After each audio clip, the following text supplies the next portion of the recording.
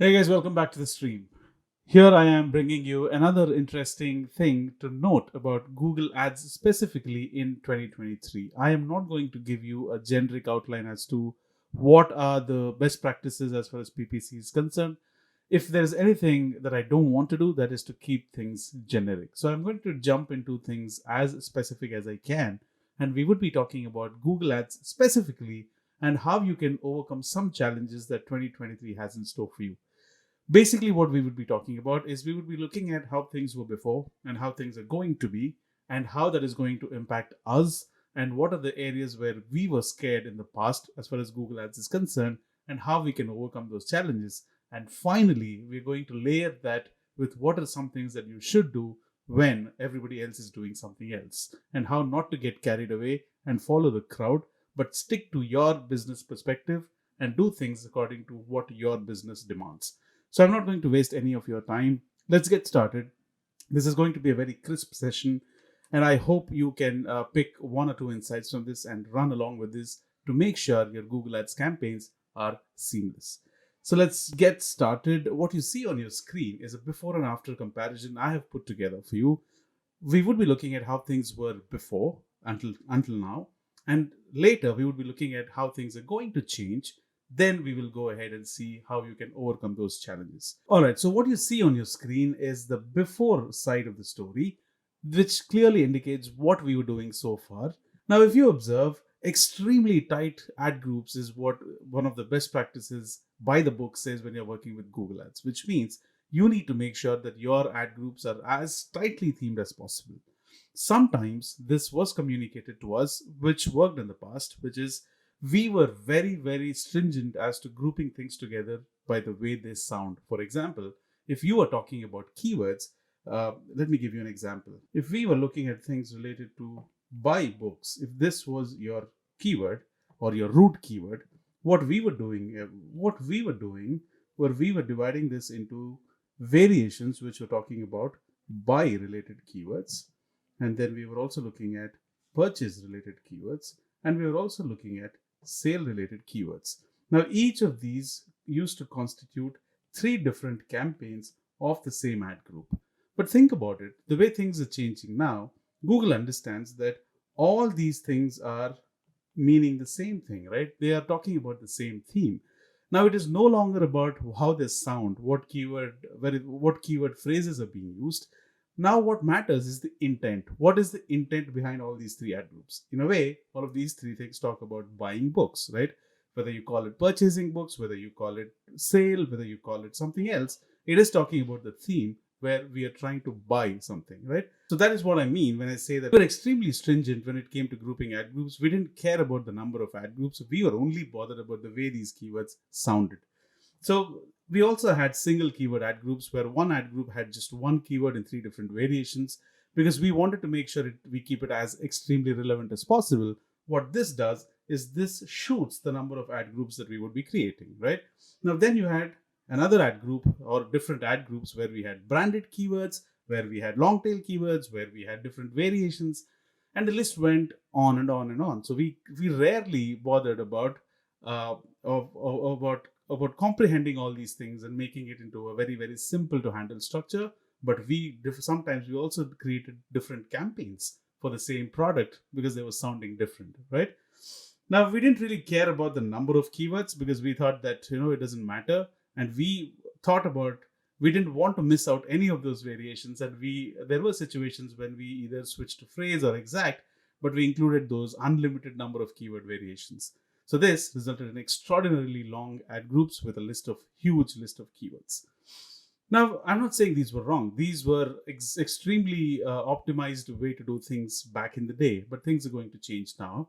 Let me give you one simple example so that you understand. Now, if you have an ad group with about 25 keywords, right? Now, when you write, keywords are important to trigger your ads. There is no denying that fact. But think about it, when you're writing your ad texts or your ad copies, can you write an ad copy that is extremely relevant to all 25 keywords? Sometimes it's not possible. So these were the situations when things didn't really go according to what we planned. So what this resulted in was keywords, ad copies which are not very relevant. And if ad copies are not relevant, they don't show in the top positions. People will not be able to click on them. so that you will lose out on the performance aspect. Individual keywords or ad groups mattered more than anything. We did not look at holistic view of things. We were extremely bothered about individual silos called ad groups, and we were only bothered about, is this ad group including all the possible keyword variations. Performance was important, but when we say performance, we were only bothered about single keyword performance and individually how each of these keywords are performing. But as a whole, were we looking at the bigger picture? No. So these are some of the issues, or some of the ways, or these are ways of the past, right? We're already in 2023 and things are going to change. Needless to mention, automation and AI and machine learning algorithms are on the rise when we speak about Google Ads. So we need to look at what does the after side of the story look like. So stay tuned with me for a second there. Here we are. So we look at the after side of the story and we understand that theming is more important than grouping of keywords that sounded similar. So now what is going to happen is theming is more important than grouping things which sound similar. Since when we looked at the buy, sale and purchase example in the past, it doesn't matter whether you include all these keywords in different ad groups going forward. It makes sense for us to include all these things into one ad group, because ultimately the theme here is buying your product, right? Now we're no longer looking at how keywords sound. We're only bothered about, or we should be bothered about, grouping these keywords into themes that speak about the same thing. So what this would do is this would result in a lesser number of ad groups, unlike the past. And this would also mean that we would have better control on the ad groups, and we would also look at more reach, and we would be able to focus on things better than just looking at individual keyword performance. We understand the behaviors of people, we understand what keyword variations they're putting in, but for the system to be able to go ahead and predict something for you, since we have AI and machine learning algorithms in place, the system doesn't need independent individual keyword data anymore. It needs signals. It needs signals for it to understand what may be working in your favor, what kind of keywords would convert better for you. So these kind of signals is what the system is after, not independent keywords. Now we have to look at themes, and we don't need to have as many ad groups as before. Now this is kind of resonating the same thing that we spoke about here. Now we need to focus on themes and not independent keywords anymore. And there is no need to absolutely have a long list of keywords and unlimited number of ad groups. Then you have more concise grouping is preferred, so that you have controlled understanding of how your keywords are performing.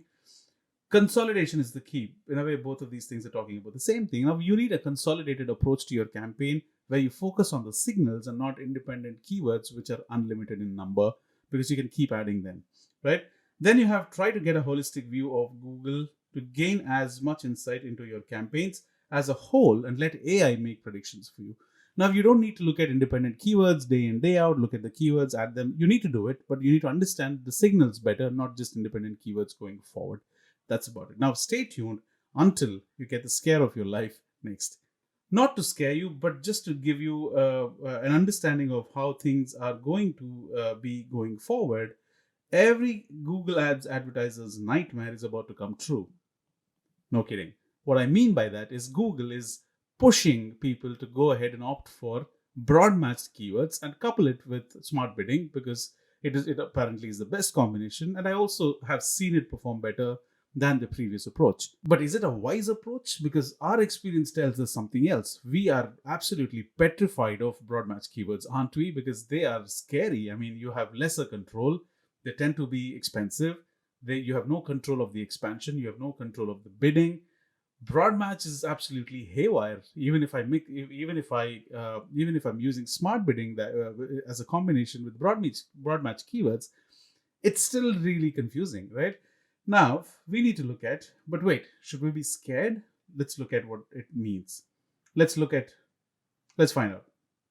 Our experiences with Google Ads broad match so far has been loose expansion, less control on the budget, less control on expansion because it can absolutely expand on any goddamn thing. Bid inconsistencies. It was viewed as a way to blow up your budgets. There was nobody who were able to save budgets because they used broad match bidding. More reach, less precision, which is an absolute no-no if you're talking to somebody who is a dinosaur having spent years and years in Google Ads. But now what is going to happen is Google is asking you to embrace broad match. Nothing wrong with Google to expect you to do that. But should you do it is the question. because they provide more data for the algorithms, which is what I mean by signals. Now, we don't need independent keyword data anymore. We need signals so that the system can perform better. So, theoretically speaking, this is a better approach to use broad match keywords, and you also use smart bidding so that as a combination they provide better signals to the system. But there are certain things that you are supposed to do along with this, which we will talk about in a second. Give the AI signals that what keywords users are searching for and layer bidding on top of that. So once you are able to provide these signals via using broad match and smart bidding, the system is able to pick up some signals faster than you having a controlled mindset and a controlled approach. Once you have that, you layer your bid strategies on top of that. For example, smart bidding to perform better. For example, what this means is you use broad match plus smart bidding, right? All right, but exercise caution, take your time. There were times when we started using these strategies. I still remember when we used Google Ads to work for dedicated clients, which means we're talking about Samsungs and the Red Bulls of the world. And I'm talking about 2008 and 9. So when we worked for Google for these companies, providing them dedicated support, there are certain things that we did, right? What we did was we tried everything, we tested everything with small budgets, small experiments. Once they worked out, that's when we went ahead and scaled everything. If Google is insisting you to go ahead and use broad match to get more signals, to give the system more signals, blah, blah, blah, understood. So what you should be doing is test it out first. Test it on a sample campaign, don't test it on the main campaign, have a subset of that campaign into a new campaign, try with smaller budgets, let loose the keywords in broad match, use smart bidding, use a lot of negative keywords, see how that performs. Then if it works out, then roll it out to all the other campaigns with a higher scaled budgets, right? So test a lot, test keywords, test bids and ad copies more importantly. Now, when you talk about ad copies, let's talk about this a little in detail. So when you're talking about ad copies, as I said, if you have an ad group and your ad group has about a ton of keywords, right? Now, when you write ad copies, it is impossible for you to go ahead and write ad copies which extremely resonate with all these keywords. So what you should be doing is streamline these keywords. If you think these keywords are absolutely performing better, take them out of this ad group, move them into another ad group, write extremely tailor-made relevant ad text. So that's how you beat the system, by not spending on unwanted things, right? Use a lot of negative keywords, goes without saying. Don't shock the system too much, right? Or maybe shock the system with caution. When you have an ad group, when nothing is going your way, shock the system by lowering the budget. Don't do drastic changes. Do not do anything insane. Just reduce the budget where you're forcing the system to perform better, to focus on those conversions which actually matter to you because the budget is now limited. Get the data from that, bounce back, and then start rolling it out to other campaigns or scale your campaigns.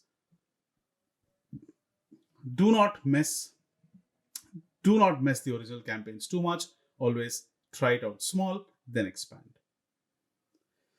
All right, now this is the most important part of the discussion that I wanted to have with you, which is, okay, this is the most important part of the discussion that I wanted to have with you, which is absolutely do not, never, ever do what everyone is doing, because one size absolutely does not fit all. And in Google Ads, it's more the case where it will absolutely not work in your favor, because it's another advertiser we're talking about, it's another business, it's another everything. So do not blindly copy strategies from your competitors, from your peers, whatever, right? Now you should still take one step at a time. Just because Google is saying switch to broad match, and don't just go switch everything to broad match. Do small things one at a time. Do it for one campaign, one ad group, see how it works, then test it, and then roll it out. Then you should focus on traffic first. Traffic solves all problems. If you're not getting traffic, no amount of optimizations, no expert bid strategies will save your day. You're absolutely gambling, and it will not work out. You need traffic. When I say traffic, I mean relevant traffic, not just any traffic. So focus on getting the traffic first by using relevant clicks. Don't shy away from using manual CPC if you have to start with. Once you have enough data, then you can switch to a conversion-based bidding or a value-based bidding. There's absolutely nothing wrong. Don't get pressurized by everybody bidding on conversions, and they try to scare you saying that I'm focusing on conversions, this is happening, that is happening. You're still focusing on clicks. Never mind. Focus on manual CPC bidding until you get enough data or you feed enough signals to the system so that you can go ahead and focus on conversions. Don't get complacent, freshen your data every time. Don't just, when you have one campaign, one ad group, or whatever number of ad groups, when your campaigns are running, getting you those X number of leads, don't sit back and say that I'm set and it will work for a lifetime. It will not. Keep trying new things, keep adding new ad groups, keep adding new keywords, test it out, right?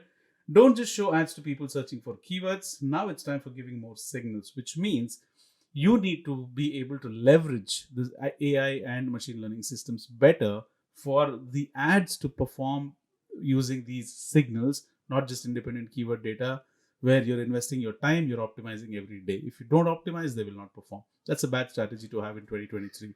So what you need to be looking at is you need to be looking at feeding the system with as many signals as possible. So steer away from the approach of looking at independent siloed keyword systems. Focus more on giving the system these signals, but with caution by using a lot of negative keywords, writing extremely relevant ads, using negative exclusions, negative placements, using custom segments, blah, blah, blah.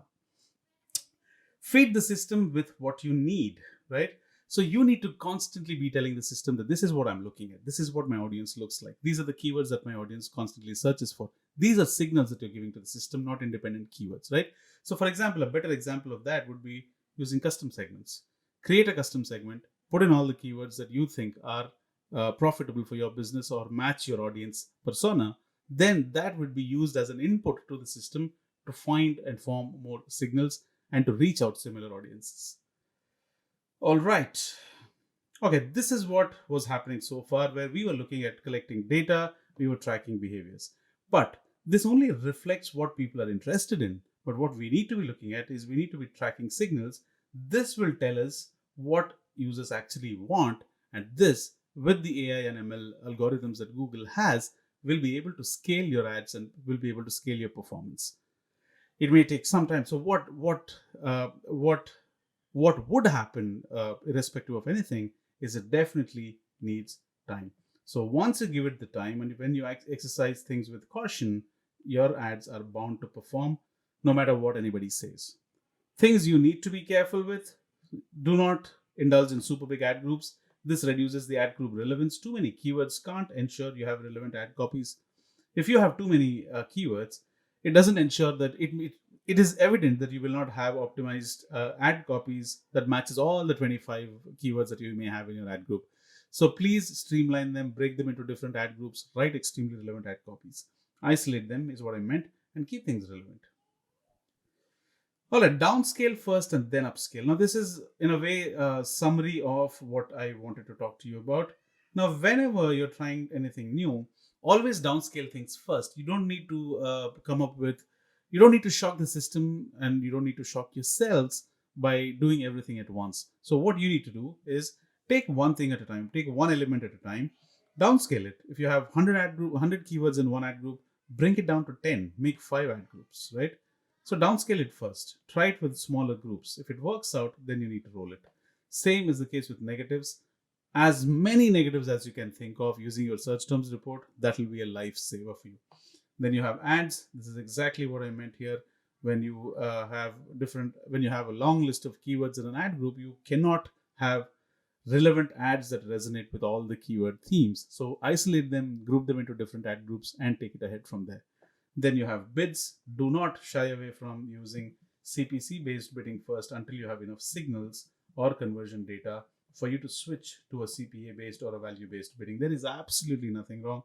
Do not listen to anybody who tells you otherwise, because you can take risk. It's fine, but you cannot take so much risk that your entire system would collapse. I think these are some of the strategies that you need to keep in mind when you work with Google Ads, because this is the most practical piece of advice anybody would tell you. There is no system called turn around your Google Ads campaigns overnight, increase your conversions, let's say by 200-fold, by 200x or 20x in a matter of months. It's not possible. This is the grounded approach that you need to be taking for you to soar to different heights with your Google Ad campaigns. Thank you so much. My name is Casey.